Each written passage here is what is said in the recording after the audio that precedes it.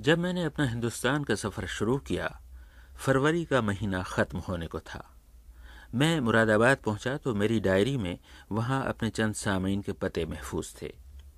میں نے نئی بستی میں محمد سلیم صدیقی صاحب کے دروازے پہ دستک دی اور گویا مہمان نوازی کی ہماری صدیوں پرانی روایات کا دروازہ کھل گیا۔ باتوں باتوں میں نے بتایا کہ ہندوستان میں پرانی کتابیں اور کتب خانے دیکھنے آیا ہوں۔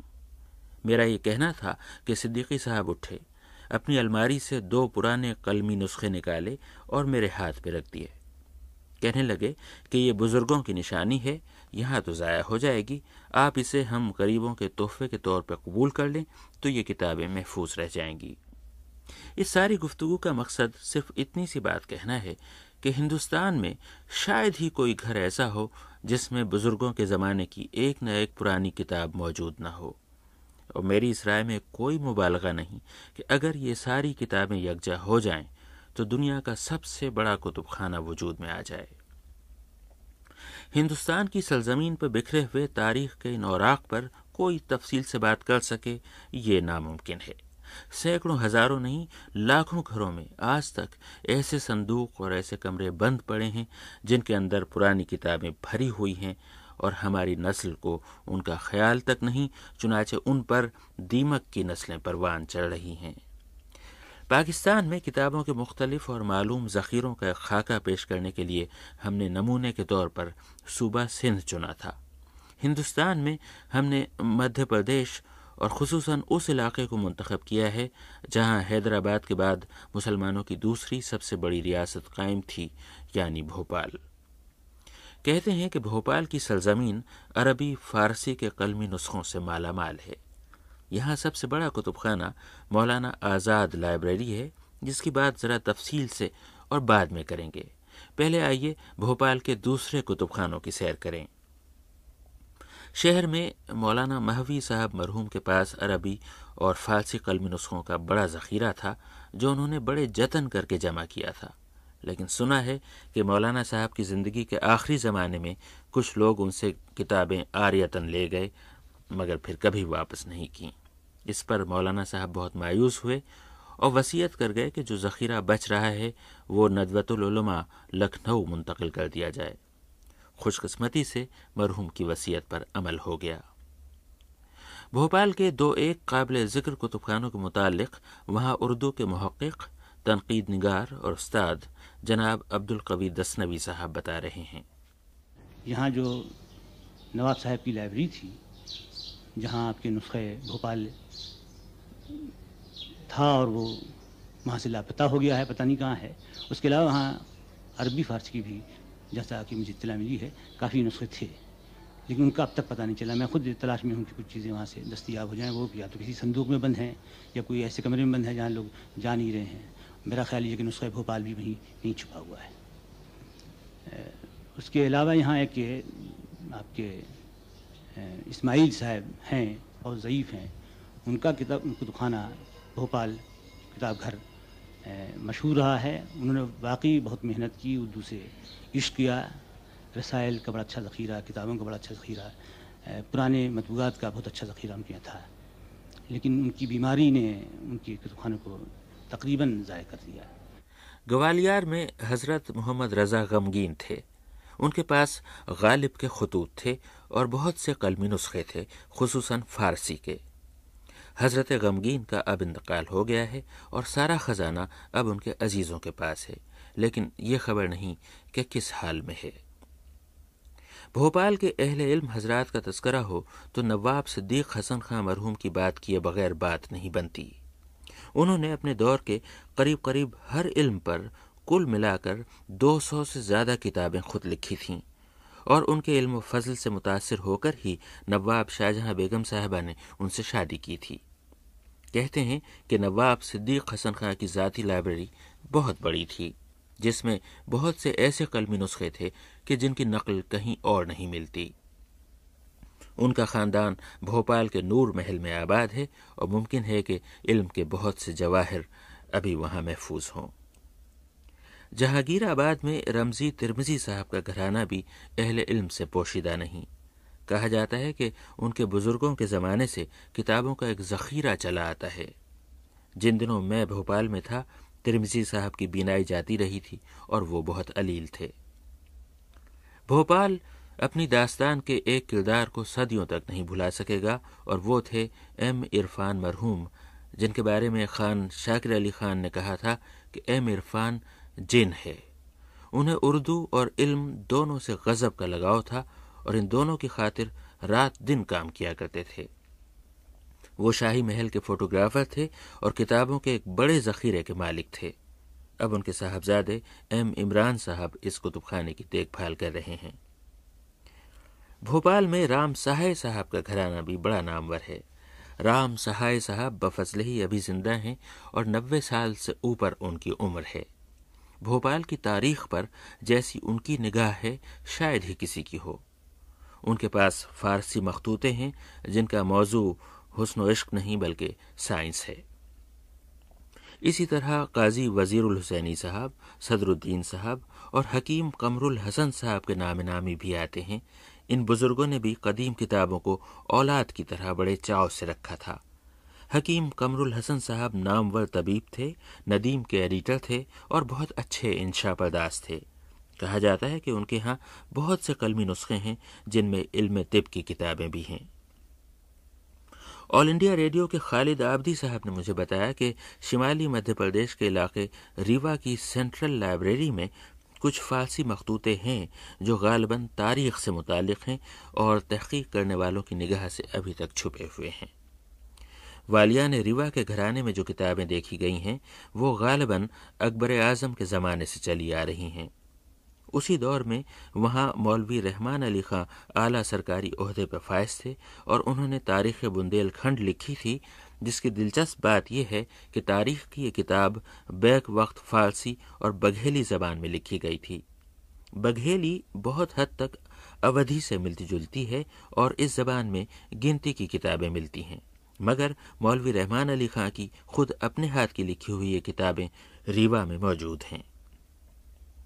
اندور میں ایک قدیم لائبریری ہے جس کا سن تعمیر اور نام دونوں دلچسپ ہیں۔ یہ لائبریری سن 1857 میں قائم ہوئی تھی اور نام اس کا وکٹوریہ لائبریری ہے۔ خیر، یہ نام تو باقی نہیں رہے گا، مگر خدا کرے وہ قدیم اردو مخطوطے محفوظ رہ جائیں جو ایک الماری میں بند پڑے ہیں۔ اسی طرح اجین میں بھی ایک کتب خانہ ہے جو پنڈت پربھو لال اشر نے قائم کیا تھا۔ بہت کم لوگوں کو علم ہے کہ وہاں بھی بہت سی پرانی قلمی کتابیں محفوظ ہیں۔ البتہ مدھیہ پردیش کی ایک لائبریری ہے جسے ہندوستان کی تاریخ کے طالب علم کبھی فراموش اور نظر انداز نہیں کر سکتے۔ یہ کتب خانہ سیتا مئو میں ہے اور کہتے ہیں کہ مغل دور کی ڈائریوں اور اخباروں کا وہاں ایسا ذخیرہ ہے جس کی نظیر نہیں ملتی، اور خوش قسمتی سے اس ذخیرے کی دیکھ بھال بھی ہو رہی ہے۔ سیتا مئو چھوٹا سا اور دور دراز مقام ہے جو ہندوستان کے نقشے پر مشکل ہی سے نظر آتا ہے، مگر دنیا بھر کے محقق وہاں پہنچتے ہیں، چنانچہ ان کے رہنے سہنے کا سارا بندوبست بھی کتب خانے ہی میں ہے۔ اس لحاظ سے میرے علم میں یہ بر صغیر کا پہلا اور واحد اقامتی کتب خانہ ہے۔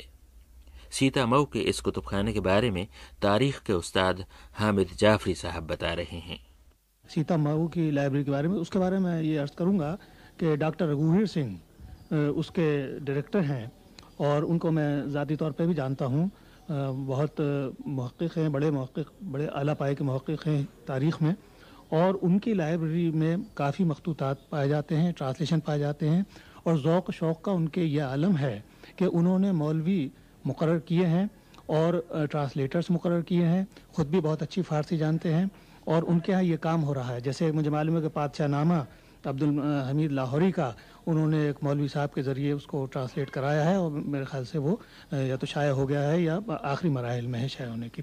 ان کی لائبریری سے استفادہ حاصل کرنے والوں میں سر جدونا سرکار سے لے کے ڈاکٹر ایشوری پرساد، بنارسی پرساد، ڈاکٹر بینی پرساد، کوئی ہسٹورین، کوئی بھی تاریخ داں ہندوستان کا بڑا ایسا نہیں ہے کہ جس نے فیض حاصل نہ کیا ہو، اور انہوں نے اپنی کتابوں میں ایکنالج کیا ہے۔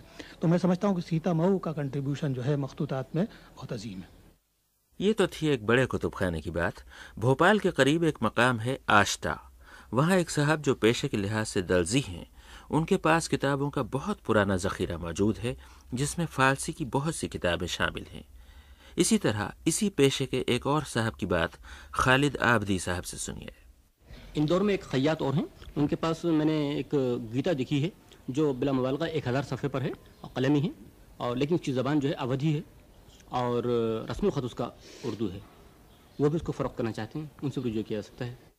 اندور میں ایک صاحب ہیں عبد النور دانش، ان کے پاس اکبر نامہ کا ایک بہت بڑا نسخہ موجود ہے۔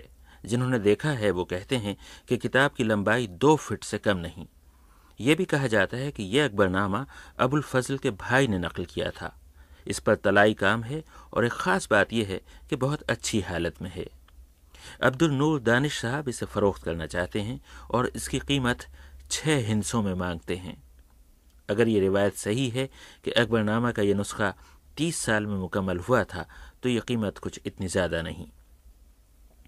کتابوں کا فروخت ہونا کچھ ایسی معیوب بات نہیں۔ اس طرح کتابیں قدردانوں کے ہاتھوں میں پہنچ جاتی ہیں اور ان کی عمر بڑھ جایا کرتی ہے، مگر افسوس اس وقت ہوتا ہے جب کتابوں کے یہ قدرداں کتاب بیچنے والے کی مجبوریوں اور پریشانیوں سے ناجائز فائدہ اٹھاتے ہیں اور جن جواہرات کا مول لگانا مشکل ہے وہ کوڑیوں کے دام خرید لے جاتے ہیں۔ اس کی وجہ یہ ہے کہ بر صغیر میں ایسے نیلام گھر اور ایسے ادارے نہیں ہیں جو کتابوں کے مالکوں کو صحیح دام دلوا سکیں۔ چنانچہ ہندوستان میں کچھ اس قسم کی بات میں نے جگہ جگہ سنی۔ یہاں نام تو میں نہیں لے سکتا کیونکہ میرے وہ ہم جماعت رہے ہیں وہ صاحب، میں نے ان کو دکھا ہے کہ شاید وہ مفلسی کے عالم میں ہیں آج کل، تو وہ اکثر تھیلی کے اندر کچھ یہاں سے فارسی کتابیں اور فارسی کچھ مخطوطے وغیرہ ایک صاحب کو فروخت کرتے ہیں۔ اب وہ نام تو میں بتا نہیں سکتا ہے، اور یہاں باہر یہ سلسلہ جاری ہے۔ یہ سلسلہ بھی جاری ہے اور مدھیہ پردیش کی سرزمین پہ پھیلی ہوئی کتابوں کا تذکرہ بھی ابھی جاری ہے۔ اگلے ہفتے انشاءاللہ علم و دانش کے ان اونچے نیچے راستوں پر ہم اور آگے چلیں گے۔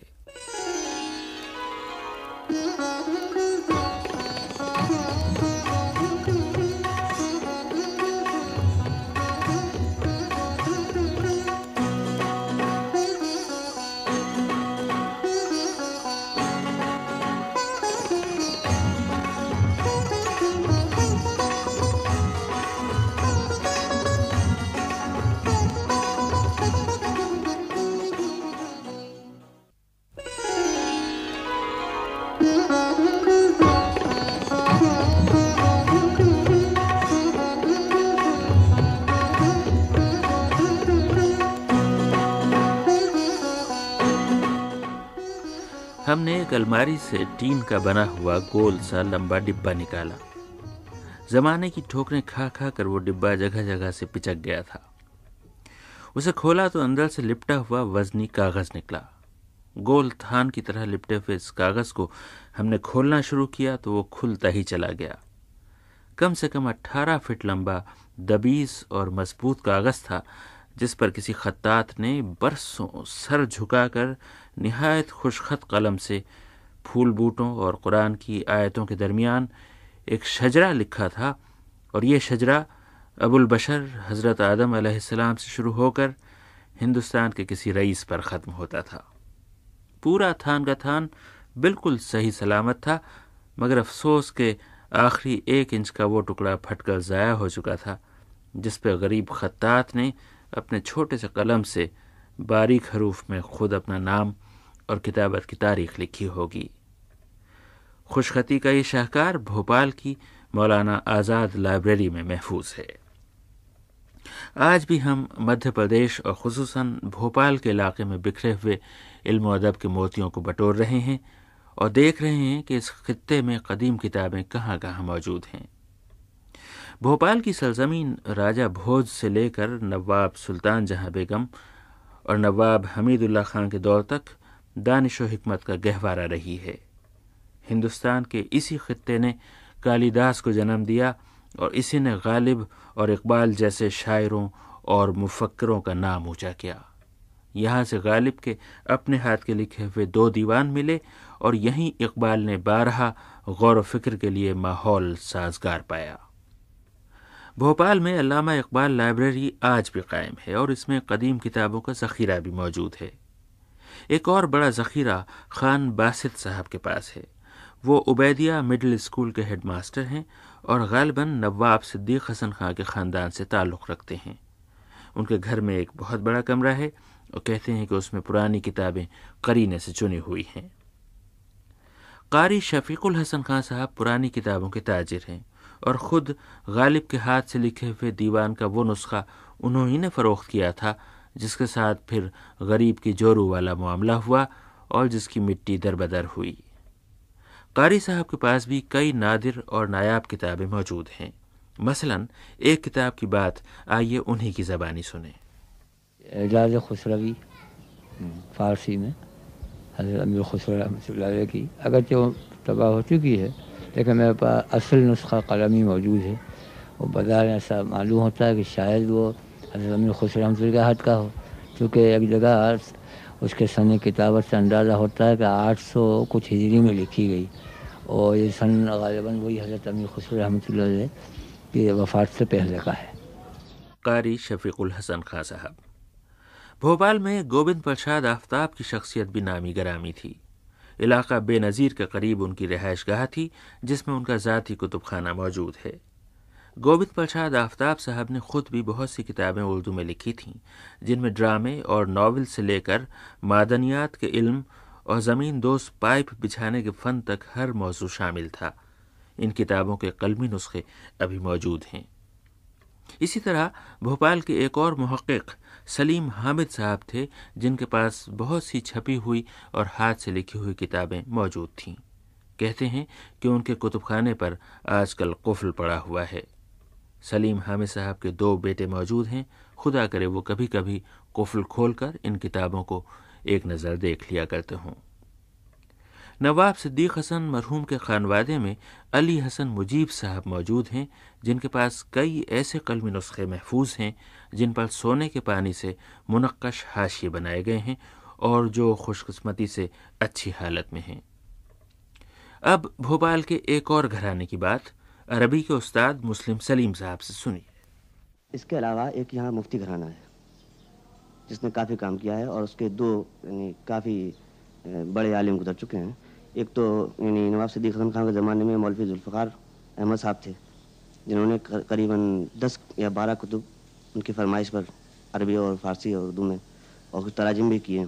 دوسرا ایک اور قلمی نسخہ میں نے دیکھا جو ہمارے متعلق تھا۔ 2 کتاب ہیں۔ ایک کتاب ہے محاسن الادب، یہ مولوی مفتی خلیل اللہ صاحب تھے، ان کی تحریر کردہ ہے۔ انہوں نے صرف و نحو پر 4 والیوم میں ایک محاسن الادب کتاب لکھی ہے اور 2 والیوم میں لسان العرب۔ خود یعنی وہ خطاط تھے اور انہوں نے اس پہ کافی محنت کی ہے اور بڑی اچھی حالت میں موجود ہے ان کے پاس۔ یہ تھے مسلم سلیم صاحب۔ بھوپال کے محلہ ہوا محل میں ایک نابینا طبیب حکیم مشفق محمد خان صاحب رہتے ہیں۔ ان کے پاس بھوپال کی تاریخ کا وہ نسخہ موجود ہے جو خود ریاست بھوپال کے بانی نواب دوست محمد خان نے لکھا تھا۔ ایک اور کتب خانے کے بارے میں عربی کے استاد عقیل احمد صاحب بتا رہے ہیں۔ اسی طریقے سے وکیل غیاث الدین صاحب بھوپال میں تھے اور گوہر گنج میں ان کا وکالت کیا کرتے تھے۔ ان کے ہاں بھی مجھے معلوم ہوا ہے کہ کافی ایک کمرے میں کتابیں بالکل یعنی ایسی حالت میں بند پڑی ہوئی ہیں کہ جن کا کوئی ان کے انتقال کے بعد سے تقریباً غالباً وہ کمرہ کھلا ہی نہیں ہے، تو اب وہ ان کی کیا حالت ہوگی۔ عقیل احمد صاحب۔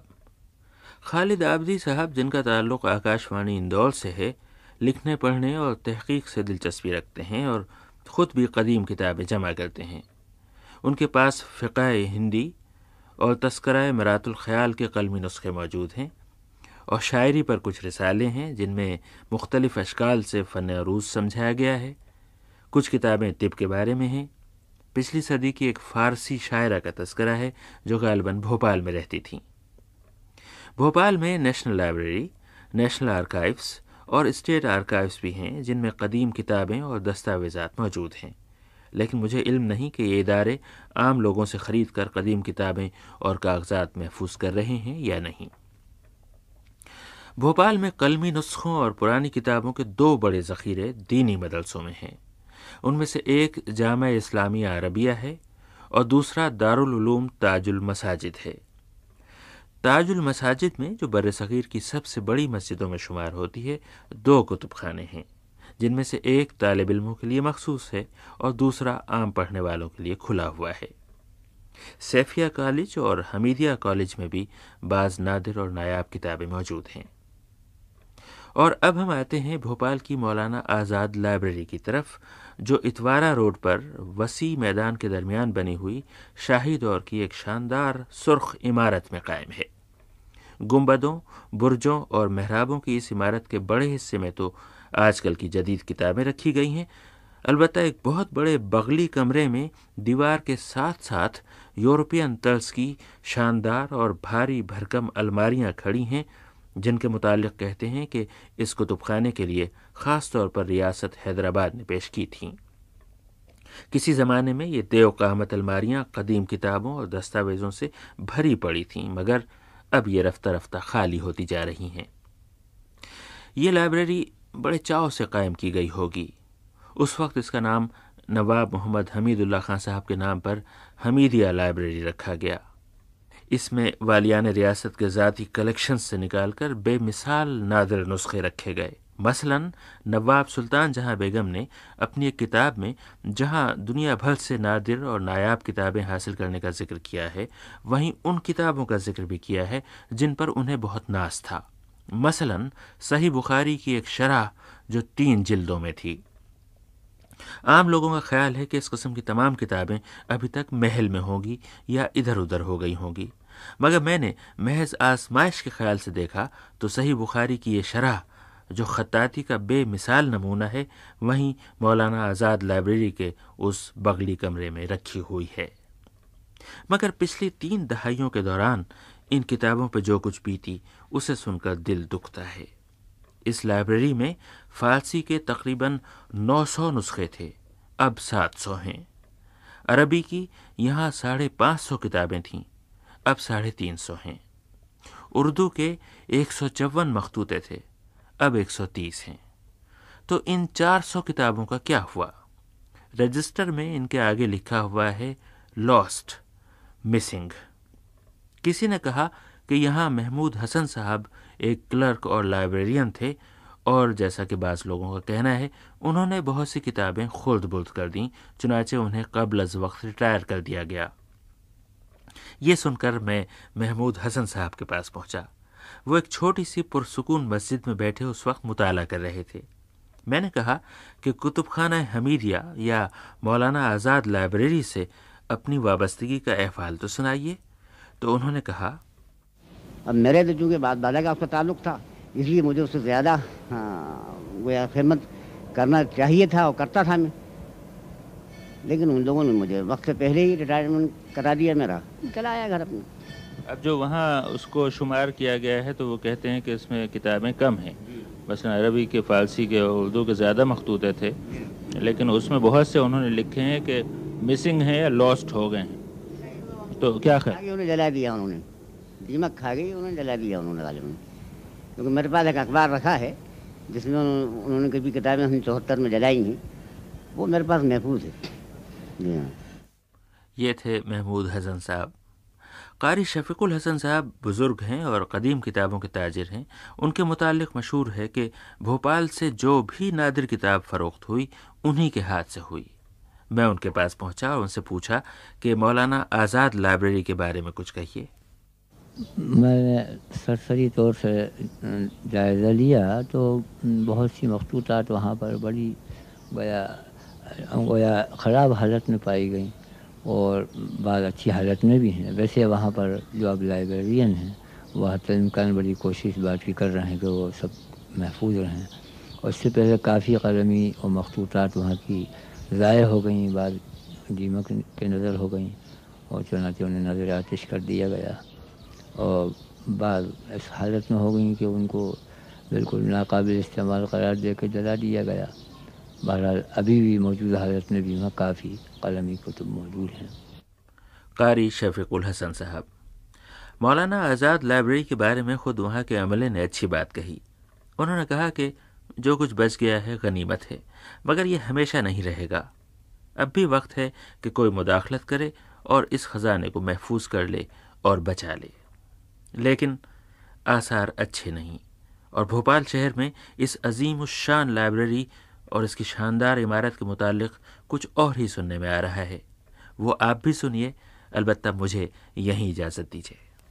تب ویسے اس لائبریری میں یہی کہ وہ اس کو وہاں سے بھی ہٹایا جا رہا ہے. اکثر و بیشتر یہ سنا جاتا ہے کہ وہاں شاید پولیس کا دفتر یا کچھ ایسا کچھ وہاں محکمہ قائم کیا جائے گا.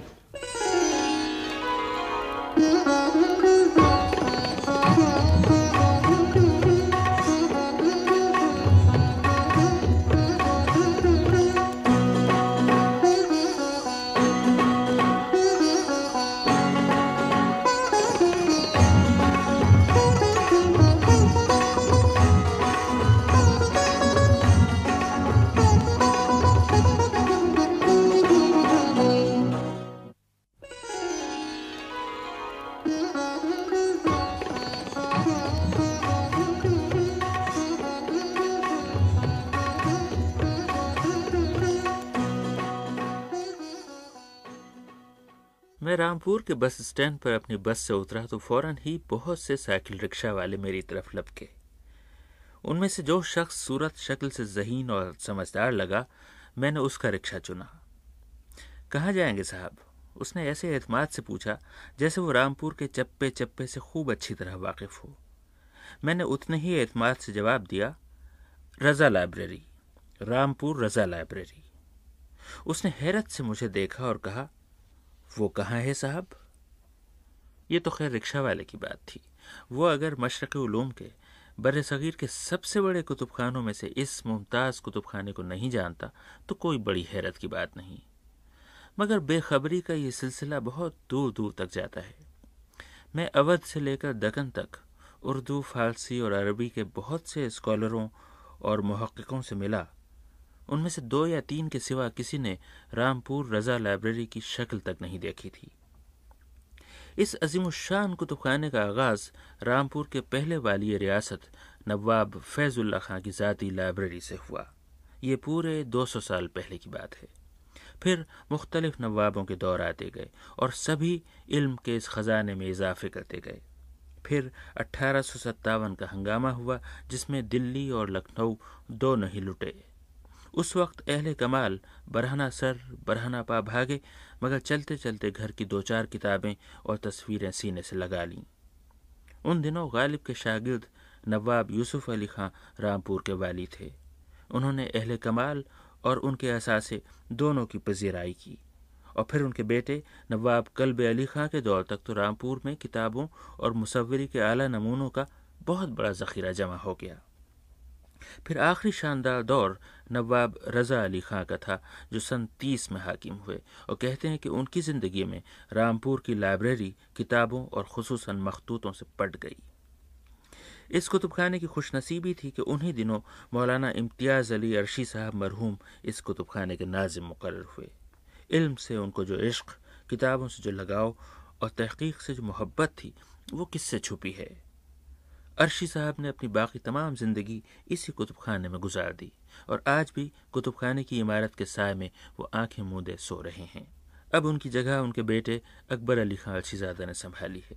اس روز ملے تو بتانے لگے کہ کتب خانے اور عرشی صاحب مرحوم دونوں کی خوش قسمتی کہ ان کی ہر بات اور ہر تجویز مان لی جاتی تھی. جب کبھی عرشی صاحب نے نواب صاحب یا اس وقت کے چیف منسٹر کرنل سید بشیر حسین زیدی صاحب کے سامنے کوئی بھی تجویز رکھی، فوراً منظور کر لی گئی.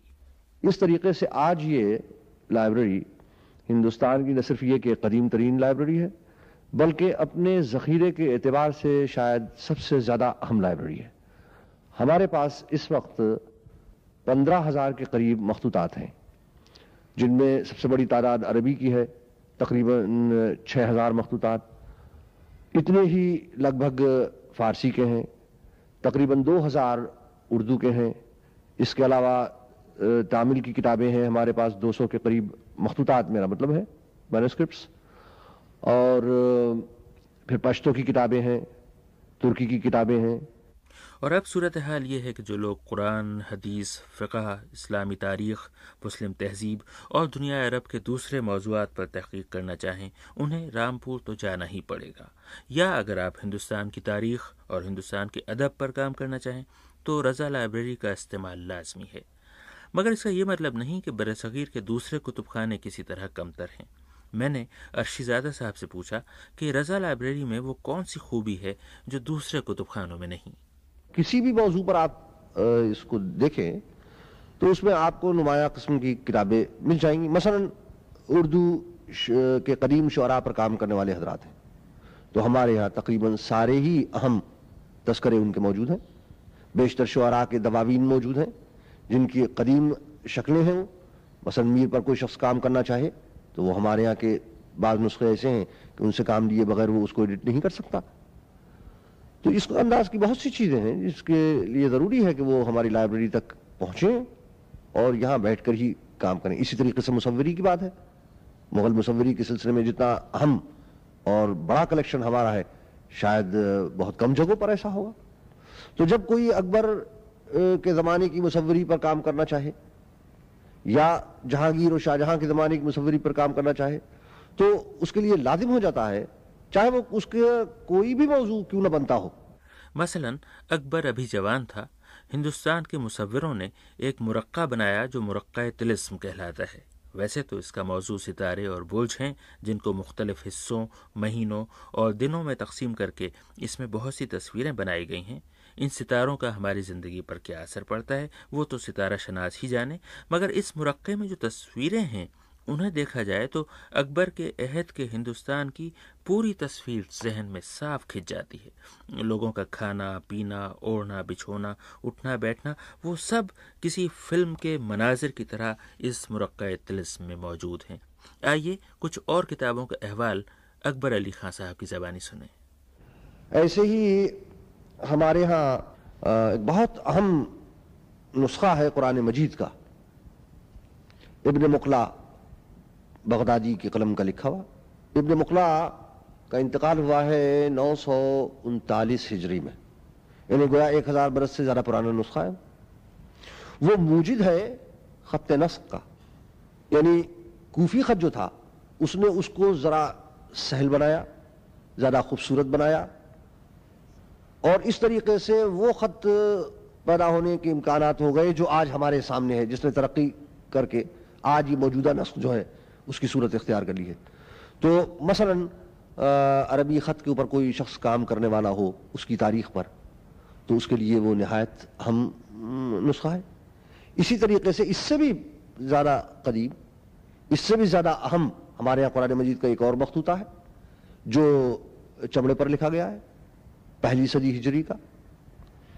اس کے بارے میں مشہور یہ ہے کہ وہ امیر المومنین حضرت علی کے دست مبارک کا نقل کیا ہوا ہے، کوفی خط میں ہے، تو خط کی تاریخ پر کام کرنے والا ظاہر ہے اس سے بھی صرف نظر نہیں کر سکتا۔ رامپور کے اس کتب خانے میں ایک اور قابل ذکر کتاب تاریخ محمدی ہے۔ یہ کتاب اورنگزیب کے دور میں مرزا محمد حارث بدخشی نے مرتب کی تھی۔ اس کی ترتیب کی صورت یہ ہے کہ سن 1 ہجری سے سن 1161 ہجری تک سال بسال جو مشہور اور نامور لوگ انتقال کرتے رہے اسی سال کے خانے میں ان کی زندگی کے حالات درج ہیں، اور صرف یہی نہیں بلکہ یہ حالات جن جن کتابوں سے لیے گئے ہیں ان کے حوالے بھی درج ہیں۔ مثلا آپ کو مغل دور کے کسی اہم درباری کے حالات جاننا ہوں تو آپ یہ تاریخ محمدی اٹھائیے، اس میں اس کا سال وفات دیکھیے تو وہاں اس کا نام بھی ملے گا، اس کے والد کا نام بھی ملے گا، دربار میں اس کا کیا منصب تھا یہ بھی معلوم ہو جائے گا، اور مرزا محمد حارث بدخشی نے یہ معلومات کہاں سے حاصل کی یہ بھی مل جائے گا۔ رامپور کے کتب خانے میں اتفاق سے اس کتاب کی دوسری جلد ہے، پہلی جلد نہیں ہے۔ اسی طریقے سے ہمارے ہاں ایک کتاب ہے جو قدیم ترین ایک زمانے تک تو موجود تفسیروں میں شمار ہوتی تھی، تفسیر امام سفیان ثوری علیہ الرحمہ۔ اس کے ہمارے ہاں 36 صفحے ہیں جو ہماری لائبریری کی طرف سے اسے شائع بھی کر دیا گیا ہے، خاصی مشہور بھی ہے وہ۔ اور فقہائے شافعیہ کا ایک تذکرہ ہے ہمارے ہاں جس کی دنیا میں ایک ہی کاپی ہمارے ہاں ہے، اس کو بھی ہم سوچ رہے ہیں کہ اسے شائع کریں۔ رامپور رضا لائبریری اب تک اس قسم کی کئی نایاب کتابیں شائع کر چکی ہے۔ یہ سلسلہ ابھی جاری ہے اور آئندہ کے لیے بھی بڑے منصوبے ہیں، بشرطے کہ وسائل کا قحط نہ ہو۔ یہ تو ہاتھ سے لکھی ہوئی کتابوں کا ذکر تھا، چھپی ہوئی کتابوں کا تو کوئی شمار ہی نہیں ہے، اور اتنی زیادہ ہیں کہ شاید الماریوں میں اب مزید گنجائش نہیں رہی۔ مگر جیسا کہ اکبر علی خان الشزادہ نے مجھے بتایا، علم کے اتنے بڑے خزانے سے فیض اٹھانے کے لیے سال بھر میں وہاں صرف 60-70 محقق آتے ہیں۔ اس کا سبب ظاہر ہے، علم، تحقیق اور جستجو کا وہ دور گیا جب لوگ ضرورت پڑنے پر چین تک چلے جاتے تھے۔ یہ تن آسانی کا زمانہ ہے، لوگ دنیا زمانے کی ریسرچ اپنے گھر کے کمرے میں بیٹھ کر لینا چاہتے ہیں۔ اس کے علاوہ بر صغیر میں عربی اور فارسی کا علم اب ختم ہوتا جا رہا ہے، جبکہ ان عظیم الشان کتب خانوں میں زیادہ تر قلمی نسخے عربی اور فارسی ہی میں ہیں۔ اور سب سے بڑھ کر یہ کہ رامپور الگ تھلگ ایک چھوٹا سا شہر ہے جہاں باہر سے آنے والوں کے لیے وہ سہولتیں بالکل ناپید ہیں جو پٹنہ، حیدرآباد، دلی یا لکھنؤ وغیرہ میں آسانی سے مل جاتی ہیں۔ رامپور میں ایک آدھ ہوٹل ہے اور وہ بھی معمولی۔ چنانچہ اب رضا لائبریری والے کوشش کر رہے ہیں کہ کتب خانے کے قریب ایک عمارت حاصل کر کے اس میں شایان شان مہمان خانہ قائم کر دیں، جہاں اسکالروں اور محققوں کو قیام کرنے اور کام کرنے کی ساری سہولتیں حاصل ہوں۔ اس بارے میں اگر یو پی یا مرکز کی حکومت نے کوئی ٹھوس قدم اٹھایا تو وہ علم و ادب کی بہت بڑی خدمت ہوگی۔ جو لوگ دور کہیں رہتے ہیں اور تھوڑی بہت تحقیق کے لیے اتنی دور کا سفر نہیں کر سکتے، انہیں دنیا کے تمام بڑے کتب خانے نقلیں فراہم کرتے ہیں۔ جن دنوں میں رضا لائبریری گیا، کتابوں کی نقل کے لیے مقامی باشندوں کی خدمات حاصل کی جا رہی تھیں، جو عربی، فارسی اور اردو بخوبی جانتے ہیں اور خوش خط بھی ہیں۔ باہر کے شہروں سے جو فرمائشیں آتی تھیں، یہ لوگ ان کے مطابق کتابوں یا ان کے مخصوص صفوں کی ویسی ہی نقلیں اتار دیتے تھے جیسی کہ خود اصل ہے۔ عرشی صاحب مرحوم تو بعد میں اس اصل اور نقل کو ملا کر دیکھ لیا کرتے تھے اور پورا اطمینان کرنے کے بعد محقق کو وہ نقل بھیجا کرتے تھے۔ ویسے لوگ شاید اب کبھی نہ ہوں، مگر پھر وہی بات کہ وہ لوگ گئے تو ان کے ساتھ وہ دور بھی گیا۔ حیدرآباد دکن میں ایک شام ڈاکٹر گیان چند جین صاحب سے گفتگو ہو رہی تھی۔ اردو سے انہیں والہانہ لگاؤ ہے اور تحقیق کی خاطر اتنے پرانے اور تاریک کتب خانے جھانک چکے ہیں کہ اب ان کی بینائی پر بنائی ہے۔ رضا لائبریری کا ذکر آیا تو گیان چند جین صاحب نے بہت اچھی بات کہی، آپ بھی سنیے، البتہ مجھے یہیں اجازت دیجیے۔ مثلاً داستانیں لے لیجئے، رامپور کا کتب خانہ رضا لائبریری سے بہت اچھا ذخیرہ ہے۔ اس میں وہاں کے درباری داستان گوئوں نے طلسم ہوشربا داستانیں امیر حمزہ کے موضوع پر تصانیف کیں اور وہ انہی کے قلم کی لکھی ہوئی ہیں۔ میرا خیال ہے 105 جلدیں موجود ہیں وہاں، 19ویں صدی میں لکھی گئیں۔ ایک ایک جلد ہے اس کی، اور کوئی جلد نہیں، اور ہر جلد ایسی ہے کہ 1000 سوا ہزار صفحے کی ہوگی، بہت بڑے سائز کی۔ اور ان کی زبان اور اسلوب کا جہاں تک سوال ہے، میری رائے میں وہ ایسا ہی ہے جیسا کہ فسانہ جائف کا یا مطبوعہ طلسم ہوشربا کا۔ معلوم نہیں ان میں کیا کیا گوہر بند ہوں گے، کوئی ان کی سیر کرے تو معلوم ہو۔ میں نے ان کو دیکھا ہے الٹ پلٹ کے ایک ایک داستان کو جلدی تو اتنی زیادہ تعداد میں ہیں، کوئی توقع نہیں کہ وہ کبھی شائع ہو سکیں گے۔ اور یہی بڑی بدقسمتی ہے کہ ہم ایسی زبان کے امین ہیں کہ ہمارے جس میں اتنے ذخیرے، جس کا اتنا بیش بہا ہے، اتنے جواہر ہیں، لیکن ہمارے وسائل اتنے محدود ہیں کہ ہم ان کو محفوظ بھی نہیں کر سکتے۔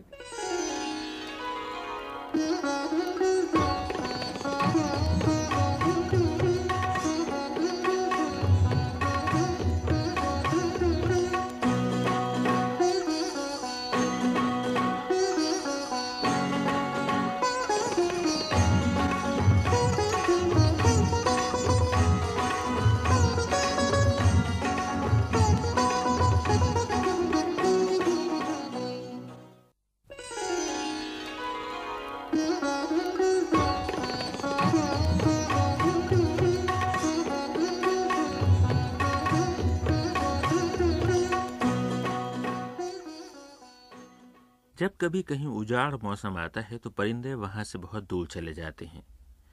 کچھ یہی حال کتابوں کا ہے۔ شاید آپ کو معلوم نہ ہو کہ جب تاتاریوں نے بغداد کو اجاڑا تو وہاں کی کتابیں ٹونک تک پہنچیں، اور جب عیسائیوں نے قرطبہ پر دھاوا بولا تو وہاں کی کتابیں پٹنہ تک گئیں۔ آج کی گفتگو پٹنہ کی گفتگو ہے۔ ایک صاحب تھے خدا بخش، علم و ادب پر ان کے اتنے احسانات ہیں کہ دل سے ان کے لیے یہی صدا نکلتی ہے کہ خدا بخشے۔ ان کے والد جب انتقال کرنے لگے تو ہاتھ سے لکھی ہوئی 1400 کتابیں بیٹے کے حوالے کر گئے اور کہہ گئے کہ جیسے ہی حالات اجازت دیں ان کتابوں کو عوام کے لیے کھول دینا۔ خدا ایسی کتابیں اور ایسے بیٹے سب کو دے۔ खुदा बख्श इल्म के इस खजाने में नए नए जवाहिर भरते गए, यहाँ तक कि उनके पास 4000 मखतूते जमा हो गए। अब ये खेती पककर तैयार थी। बेटे ने बाप का ख्वाब पूरा कर दिखाया और 29 अक्टूबर 1891 को ये कुतुबखाना वक्फ करार पाया और कुतुबखाने का नाम रखा गया ओरिएंटल पब्लिक लाइब्रेरी। इसके नाम में न किसी शख्सियत का नाम शामिल था और न किसी कारोबारी इदारे का। मगर उस जमाने में अवाम तय किया करते थे कि उनका मोहसिन कौन है। चुनाचे लोग न माने, उन्होंने ओरिएंटल पब्लिक लाइब्रेरी को अव्वल दिन से खुदा बख्श लाइब्रेरी कहा और बांकीपुर के बारौनक इलाके में वो आज भी खुदा बख्श लाइब्रेरी के नाम से माजी की अजमतों का मीनारा बनी खड़ी है और उसकी किरणें कहाँ कहाँ नहीं बिखर रही हैं। पहले पहल इस कुतुबखाने का तारुफ प्रोफेसर गोपीचंद नारंग ने यूं कराया। इस वक्त जो कुतुबखाना ओरिएंटल किताबों का, मेरी मुराद है अरबी, फ़ारसी और उर्दू से, सबसे अच्छा काम कर रहा है वो है खुदा बख्श लाइब्रेरी बांकीपुर पटना, जिसके डायरेक्टर हैं आबिद रज़ा बेदार साहब। बड़ी मेहनत से, बड़े सलीक़े से, बड़ी कोशिश से, बड़ी लगन से उन्होंने एहतमाम कराया है। पुरानी चीज़ों में से बाज़ चीज़ों को छाप भी रहे हैं। गोपीचंद नारंग। पटना की खुदा बख्श लाइब्रेरी में किताबें और खूबियाँ दोनों कूट कूट कर भरी हैं। ये बुनियादी तौर पर मखतूतात की लाइब्रेरी है। खुसूसन अरबी और फ़ारसी किताबों का यहाँ बेमिसाल ज़ख़ीरा है। इस कुतुबखाने में उर्दू, फ़ारसी और अरबी के 15,000 कलमी नुस्खे हैं, जिनमें से अभी सिर्फ आधे नुस्खों की फहरिस्तें छपी हैं और वो भी 2-4 नहीं 34 जिल्दों में फैली हुई हैं। और ये काम तो जारी है और न मालूम और कितने अरसे जारी रहेगा। मगर खुदा बख्श के वालिद ने तो उन्हें सिर्फ 1400 किताबें सौंपी थीं, फिर ये 15,000 कैसे हो गईं? यही सवाल मैंने लाइब्रेरी के डायरेक्टर जनाब आबिद रज़ा बेदार से किया। शिद्दत की प्यास हो तो शायद कुआं भी प्यासे के पास आ जाए। वो कुआं मुमकिन है आया हो या ना आया हो, लेकिन ये मिसाल यहाँ हमारे लिए तो कम से कम सच साबित हुई कि खुदा बख्श के पास किताबें खिंच के आती थीं। उन्होंने ये भी किया कि एक आदमी को उस ज़माने में मुलाजिम रखा था, एक अरब को 50 रुपये महीना उस ज़माने में देते थे उसे। 19वीं सदी के अवाखिर में 50 रुपये महीना देना आप समझिए कि क्या होगा आज। और वो ढूंढ ढूंढ के किताबें मुख्तलिफ जगह से लाता था और उनके लिए, और इत्तलाएँ कहीं ज़ख़ीरा हो तो भाई आप खुद तो किताबत कर लीजिए, ये इत्तला है। तो मिस्र से और हिजाज से, ईरान से, इराक़ से किताबें उनको मिलती थीं, हिंदुस्तान भर से किताबें मिलती थीं। उनकी किताबें एक बार चोरी हो गई, किताब फरोश के यहाँ पहुँची, उसने इनको इत्तला दी कि भाई हमारे यहाँ कुछ किताबें बिकने को आई हैं, आप ख़रीदेंगे? उनका नाम लिखो, उन्होंने नाम लिखे, उनका ज़रूर ख़रीदेंगे वो किताबें। फिर उसके पास पहुँच गई। खुदा बख्श लाइब्रेरी की दूसरी बड़ी खुसूसियत मुग़ल अहद की पेंटिंग्स हैं, खुसूसन फ़ारसी की वो किताबें जिनमें मुसव्विरों ने अपने शाहकार बनाए हैं। पटना के इस कुतुबखाने की एक और खुसूसियत उर्दू के पुराने रिसाले और जरीदे हैं। उनका जितना बड़ा ज़ख़ीरा यहाँ है, दूसरी जगह शायद ही मिले। खुदा बख्श लाइब्रेरी में गुज़रे वक्तों के तकरीबन 1000 मुख्तलिफ उर्दू रिसालों के कई लाख शुमारे महफूज हैं। मगर ये ऐसा बेकरां समंदर था कि इसमें अगर आप किसी ख़ास उन्वान की तलाश करते तो भूसे के ढेर में सुई ढूंढने के मुतरादिफ होता। लिहाजा लाइब्रेरी ने इन रिसालों में छपे हुए मज़ामीन के फहरिस्तवार कार्ड बनाने शुरू किए हैं और अब तक 2 लाख से ज़्यादा इंडेक्स कार्ड तैयार कर लिए हैं और अभी तो बहुत काम बाकी है। इन लाखों कार्डों की तैयारी में खुदा बख्श लाइब्रेरी ने एक दिलचस्प और कामयाब तजर्बा किया, यानी इस काम में तालिब इल्मों को भी शरीक कर लिया और उन्हें 5 पैसे फ़ी कार्ड के हिसाब से मुआवजे की पेशकश की। नतीजा ये हुआ कि हर तालिब इल्म दिन में 2-3 घंटे काम करके 5 से 7 रुपए तक कमा लेता था, जिससे उसका अपना खर्च और तालीम का खर्च निकल आता था। इस तजर्बे का सबसे बड़ा फ़ायदा ये हुआ कि सैकड़ों तालिब इल्मों में 4-5 साल के इस काम के दौरान कुतुबखाने का ज़ौक़ पैदा हुआ और वो अब भी बाकायदगी से लाइब्रेरी को इस्तेमाल करते हैं और इससे फ़ायदा उठाते हैं। खुदा बख्श लाइब्रेरी की कुछ और खुसूसियात आबिद रज़ा बेदार साहब से सुनिए। हम माइक्रोफिल्म्स अहम मखतूतात के दूसरी जगह से हासिल कर रहे हैं, बड़ी लाइब्रेरी से भी और ऐसी जगहों से भी जहाँ ये बर्बाद होने के ख़तरे ज़्यादा हैं। खानक़ाहों वगैरह में एक आध जगह ऐसी है कि जहाँ अब असल बाकी नहीं रहे, अब सिर्फ फ़ोटो हमारे पास महफूज हैं। छठा सेक्शन अभी हाल में हमने टेप्स का शुरू किया है, जो अहम लोग हैं उनकी आवाज़ें सदाबंदी के बाद उसके टेप्स यहाँ महफूज रखे जा रहे हैं।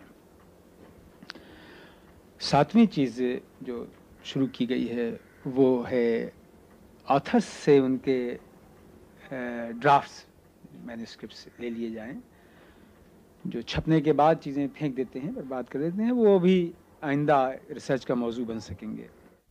اور ایک اور چیز جو اب شروع ہونے والی ہے وہ ایک نیا سیکشن ہے جو معاصر اسلام یا کنٹمپریری اسلام کہلائے گا۔ مستقبل کا مورخ جب آج کے اسلام کی تاریخ لکھے گا تو وہ اس دور کی دستاویزوں کو خدا بخش لائبریری میں اپنا منتظر پائے گا۔ اس نئے شعبے میں عالم اسلام کی وہ تمام دستاویزیں جمع ہوں گی جن کا تعلق مذہب سے ہے۔ دستاویزوں کی بات چل رہی ہے تو آپ کو یہ سن کر خوشی ہوگی کہ ہندوستان کی تحریک آزادی کی اردو دستاویزوں کا بڑا ذخیرہ خدا بخش لائبریری میں محفوظ ہے۔ تحریک آزادی کے دور میں قلم کے محاذ پر جتنی جنگ اردو زبان میں لڑی گئی ہے اس کا کسی کو اندازہ نہیں۔ اپنی بات عوام تک پہنچانے کے لیے اس وقت کے بڑے بڑے رہنما اردو میں لکھتے تھے، چنانچہ خدا بخش لائبریری کے شیلف تیج بہادر سپرو، موتی لال نہرو اور لاجپت رائے جیسے صف اول کے رہنماؤں کی اردو تحریروں سے بھرے پڑے ہیں۔ یہ اس دور کی بات ہے جب چکبست کا رسالہ صبح امید، پیارے لال شاکر کا العصر، نوبت رائے کا ادیب اور دیا نارائن نگم کا رسالہ زمانہ شائع ہوا کرتے تھے۔ خدا بخش لائبریری ایک اور بڑا کام یہ کر رہی ہے کہ نادر اور قابل ذکر قلمی نسخوں کو جدید کتابوں کی شکل میں چھاپ رہی ہے تاکہ علم کی اس بند سیپ سے نکل کر یہ موتی عام لوگوں کے گھروں کو بھی منور کر سکیں۔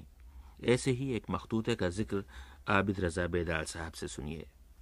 دیوان حافظ کا ایک نسخہ ہے جو ہمایوں جب تہران ایران شیر شاہ کے ہاتھوں پناہ لینا پڑی ایران میں، تو وہ وہاں سے ایک نسخہ لایا، جب واپس آیا تو وہ نسخہ پھر دارالشکوہ تک چلتا رہا مغلوں میں۔ دارالشکوہ نے اپنی کتاب میں لکھا ہے کہ وہ ہماری لائبریری میں ہمارے خاندان میں ایک چلا آ رہا ہے نسخہ جس سے ہمارے باپ دادا فال نکالا کرتے تھے۔ اس کے حاشیوں پر وہ فال موجود ہے جو ان لوگوں نے نکالی، ہمایوں کی نکالی ہوئی فال، جہانگیر کی نکالی ہوئی فال، مجھے شبہ ہے کہ ایک جگہ شاہجہاں کی نکالی ہوئی فال موجود ہے۔ موبد مغلوں کے آخری عہد کا بہت بڑا دانشور تصور کیا جاتا ہے۔ اس نے دبستان مذاہب لکھی تھی جس کا بعد میں سارے مغرب نے اسکولز آف ریلیجن کے نام سے مطالعہ کیا۔ کسی کو علم نہیں کہ موبد شاعر بھی تھا اور صاحب دیوان تھا۔ اس کے دیوان کا صرف ایک نسخہ تھا جو خدا بخش لائبریری میں نکل آیا۔ اس دیوان کی روشنی میں وہ اور بڑا دانشور نظر آتا ہے۔ اب یہ دیوان بھی چھاپا جا رہا ہے۔ یا مثلا ہم نے عہد شاہ عالم کی ایک لغت چھاپی ہے محاورات کی، جو ہندی اور اردو دونوں محاورات آپ کہہ سکتے ہیں، اس عہد میں کوئی تقسیم نہیں تھی۔ اس سے قبل کی ایک لغت ہم چھاپ رہے ہیں، اورنگزیب کے پوتے کے لیے لکھی گئی۔ اورنگزیب نے ایک اپنا پوتے کے لیے تعلیق مقرر کیا تھا، اس نے علوم ہندیہ پر ایک انسائکلوپیڈیا لکھی، اس میں سے ہم نے لغت کا حصہ نکال دیا ہے جو ہندی اور اردو دونوں رسم الخط میں چھاپا جا رہا ہے۔ ایسے ہی ایک پلان ہے تاریخ خاندان تیموریہ کو چھاپنے کا جو مغل مصوری کا بہترین نمونہ کہا جاتا ہے، اور اس کے لیے یہ بھی کہا گیا ہے کہ مصوری کا تاج محل ہے۔ علوم مشرقی کے اس کتب خانے نے جو شاندار روایات قائم کی ان کا اسے صلہ بھی خوب ملا، اور نہ جانے کتنے بزرگ وصیت کر گئے کہ ان کی کتابوں کے ذخیرے خدا بخش لائبریری کو دے دیے جائیں، یا پھر ان کے پسماندگان نے ان کے ذخیرے اس کتب خانے میں پہنچا دیے، اور ظاہر ہے کہ اس کام کا ثواب کہاں کہاں تک پہنچا ہوگا۔ آرا کے ڈاکٹر رشید الدین احمد مرحوم، پٹنہ کے ڈاکٹر اختر اورنوی مرحوم، سابق وزیر تعلیم سر فخر الدین مرحوم کی کتابوں کے ذخیرے اس کتب خانے کو ملے ہیں۔ قاضی عبد الودود صاحب نے اپنی 6-7 ہزار تحقیقی کتابیں اسی لائبریری کو دی ہیں۔ کھجوا میں دیوان ناصر علی صاحب کا ذخیرہ تھا جسے سخت نقصان پہنچا، مگر جو کتابیں اور جو مخطوطے بچ گئے وہ خدا بخش لائبریری نے حاصل کر لیے۔ ان میں دیوان ہمایوں کا نسخہ بھی شامل ہے۔ حکیم علیم الدین بلخی صاحب نے اپنے والد کی کتابیں اس کتب خانے کو دے دیں، جن میں مکتوبات صدی جیسی قیمتی کتاب شامل ہے جس پر مظفر شمس بلخی کی اپنی تحریر میں حاشیوں پر نوٹس لکھے گئے ہیں۔ ایک اور عظیم الشان کتب خانہ جو خدا بخش لائبریری میں منتقل ہوا، اس کا احوال بھوپال میں اردو کے محقق اور استاد عبد القوی دسنوی صاحب نے مجھے سنایا۔ وہاں وہ جو یہ خدا بخش لائبریری ہے، اس سلسلے میں ایک دلچسپ بات میں بتاؤں کہ میرے یہاں 30 میل دور ایک گاؤں دسنا ہے جہاں کے علامہ سلیمان ندوی ہیں، وہ میرا گاؤں اصل میں ہے۔ وہاں ایک بڑا عظیم کتب خانہ تھا الاصلاح لائبریری دسنا، اس میں بہت سے قلمی نسخے تھے۔ تو 1957 وغیرہ میں جب بہت سے لوگ وہاں سے چلے گئے اور ویرانی بڑھتی جانے لگی تو ہم سب کو احساس ہوا کہ اس لائبریری کو محفوظ کیا جائے. چنانچہ اس زمانے میں ڈاکٹر ذاکر حسین صاحب گورنر بہار تھے، ان سے ہم لوگوں نے اپروچ کیا اور ان تک پہنچے اور ان سے کہا کہ کسی طریقے سے اس کتب خانے کو بچائیے تاکہ یہ قیمتی سرمایہ ضائع نہ ہو اور زیادہ سے زیادہ لوگ اس سے فائدہ اٹھائیں. تو ذاکر صاحب نے بڑی دلچسپی لی اور وہ سارے کتب خانوں کا بڑا اچھا حصہ جو ہے خدا بخش لائبریری منتقل کر دیا. تو یہ ہے ایک جیتے جاگتے پھلتے پھولتے اور پھیلتے کتب خانے کا احوال. اس کی موجودہ عمارت اب بڑھا کر دگنی بڑی کی جا رہی ہے. اس میں ایئر کنڈیشنڈ کمرے ہوں گے جن میں قلمی کتابیں محفوظ رہیں گی. میں جس روز وہاں پہنچا بہت بڑے عملے کو مصروف پایا. کہیں تحقیق ہو رہی تھی، کہیں انڈیکس کارڈز بن رہے تھے، کہیں زیروکس کاپیاں اور مائکرو فلمیں اتاری جا رہی تھیں اور کہیں خوشنویس بیٹھے پرانی دستاویزوں کی نقلیں اتار رہے تھے. ایک شعبے میں جلد سازی ہو رہی تھی، ایک گوشے میں ناقص کاغذوں کو موسم کے اثرات اور کیڑے مکوڑوں سے بچانے کے لیے کیمیاوی عمل جاری تھا. خلیج کے علاقے سے ایک عالم دین تشریف لائے تھے جو زکوٰۃ پر اتھارٹی ہیں. وہ قدیم کتابوں کا مطالعہ کر رہے تھے. کتب خانہ قارئین سے بھرا ہوا تھا اور ہر طرف زندگی کے آثار اور ہر سمت چہل پہل تھی. یہ تو زمین کی صورتحال تھی. آسمانوں تک میری نگاہ تو نہیں پہنچی، مگر مجھے محسوس ہوا کہ وہاں کہیں خدا بخش کی روح بے حد مسرور ہوگی. خدا کے ہاں ایسے ہی لوگوں کی بخشش ہوگی، مجھے یقین ہے.